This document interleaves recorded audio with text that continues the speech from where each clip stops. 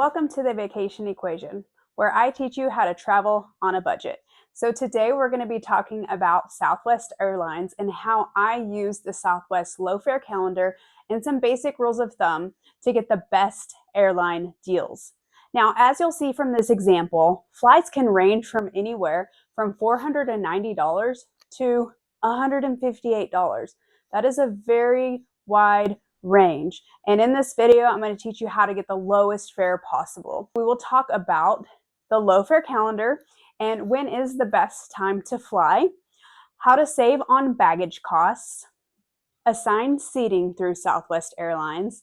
We'll also talk about the new boarding system that they've put in place and how to utilize rebooking. First off, are you the right Southwest customer? If you enjoy flying globally and do it often, Southwest is not for you. If you mainly fly in the US, Mexico, and the Caribbean, then Southwest is almost unbeatable. They operate a point-to-point network, meaning they have more direct flights from mid-sized cities, unlike the bigger carriers who fly mostly out of major metropolis areas. Southwest may also be for you if you travel with a family. Why? Because they've kept their family boarding, which basically means Southwest will attempt to seat you next to your child age 12 and under. And if that doesn't happen for whatever reason, you can go to the Southwest gate agent or flight attendant to request assistance to be seated adjacent to your child.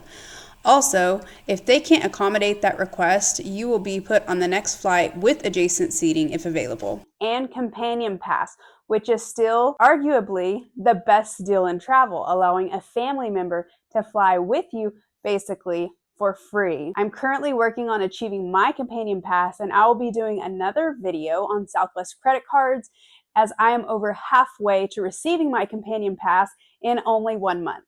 So let's jump right into how to best utilize the low fare calendar before booking your flight. You ready for the secret sauce? The secret sauce is before you book a flight, you need to check the low fare calendar. I'm going to show you how to access and navigate the low fare calendar through the web browser. When you go to southwest.com, this is the first page that it takes you to. You'll be able to directly book your flight through the home page. After you've entered your search criteria, select Search with Low Fare Calendar. Once you hit search, this is what you'll see. You'll see two separate calendars, one for departures and one for returns. Also, in the top right corner, you'll see dollars is selected because we are viewing the calendars in dollars. You can also view them in points and dollars and points. This search took place late February. So as you can see on this March calendar, the fees are a bit high in the beginning and mid parts of the month, and they taper off in the latter part of the month. This is a perfect example of holiday fares. Since it is spring break in March, you can see that the fares are a little bit higher during that holiday season. Also take note that returning flights are usually a bit higher than departure flights. This is the exact same flight, but in April. So looking 2 months ahead for a flight, you can clearly see that the flights are a little bit cheaper. And let's just take a look at the highest prices for flights. They seem to be on Fridays and Sundays for departure. And as you can see, the flights returning home are also cheaper on Fridays and Sundays. Also take note that 2 months out with no holidays, the return and departure flights are almost exactly the same price instead of returning being higher. If you click points in the original search, this is what you see. If you are attempting to redeem your Rapid Rewards points, you'll see point values instead of dollar amounts. Let's talk about morning or night. You're willing to sacrifice waking up super early or flying in super late, you can save some dollars. Now I'm going to quickly show you how to access the low fare calendar through the app because it can be tricky and hard to find.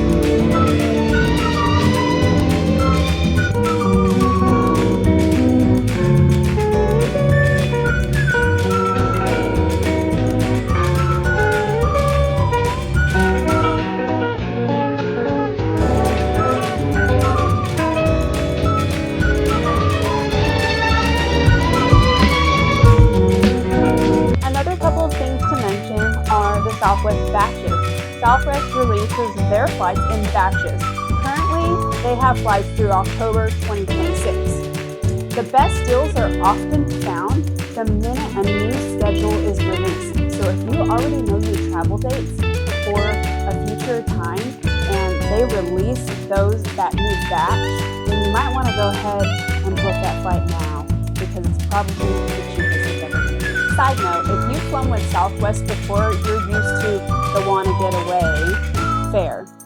The fare names have changed to align more with other airlines. So the 4 fares that are now available are the baseline, which is basic. That is the Wanna Get Away fare. All fees that are shown on the low fare calendar and otherwise are at that basic fare.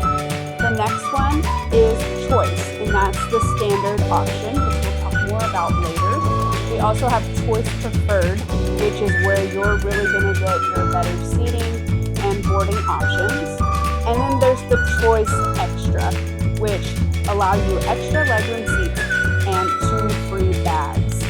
So fare types have changed. Here's a booking example where you can see how the fares show up when you go to book your flight. After you enter all your search criteria, this is where you're going to see the fares.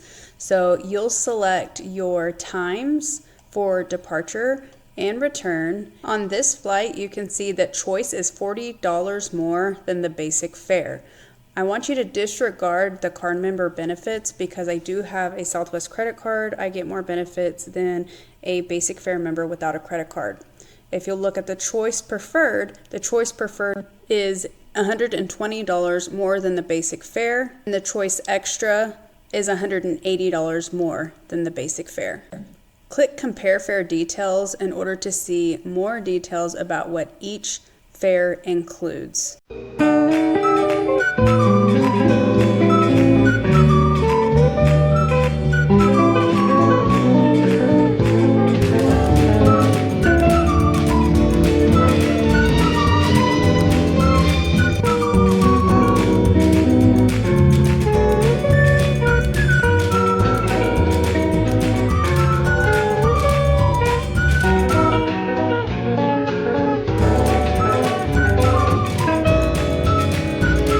Let's talk about the rebooking hack. So there is no charge for Southwest to rebook your flight. If your flight costs less than what you purchased it for, you can potentially get a refund. For reward travelers, if you purchased your flight with your reward points, then those can just directly be returned to your account and you can book another flight. Now, be careful with the basic fare because the basic fare means that you cannot change your flight. You can refund it, however, be very careful because you have to use that flight or the flight money that was refunded to you within 6 months or it goes away. So if you decide to cancel a basic fare, then you can get it refunded, book your new flight, but you have to use that one that you canceled within 6 months. If you booked through choice preferred, or choice extra fare, then they can be changed freely.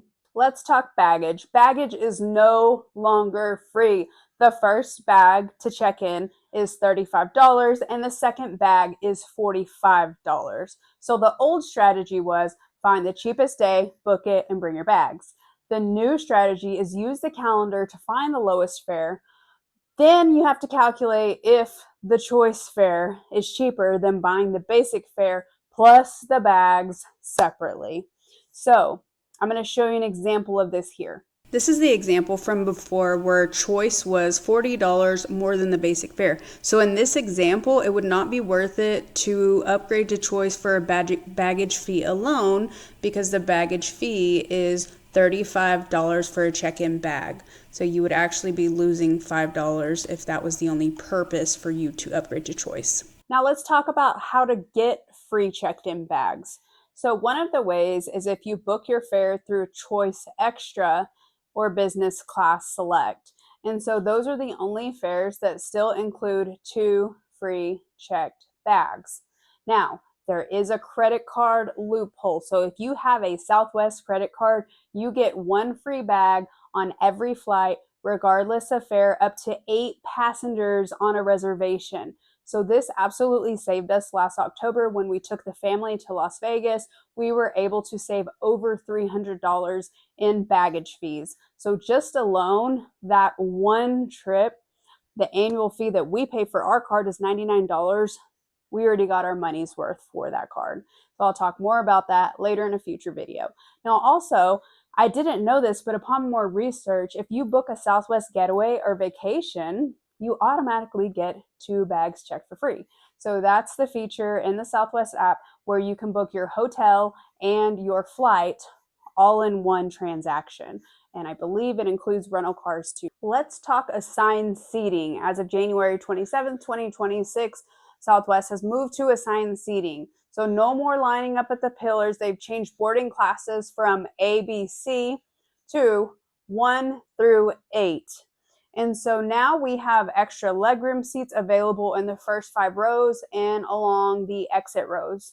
If you are a basic fare, your seat is going to be assigned at check-in within the 24-hour mark, and you're going to be sitting at the back of the plane. So if that's an issue for you, if you feel more motion sickness back there, whatever the case may be, you may have to purchase an extra legroom seat or a premium seat for an additional cost.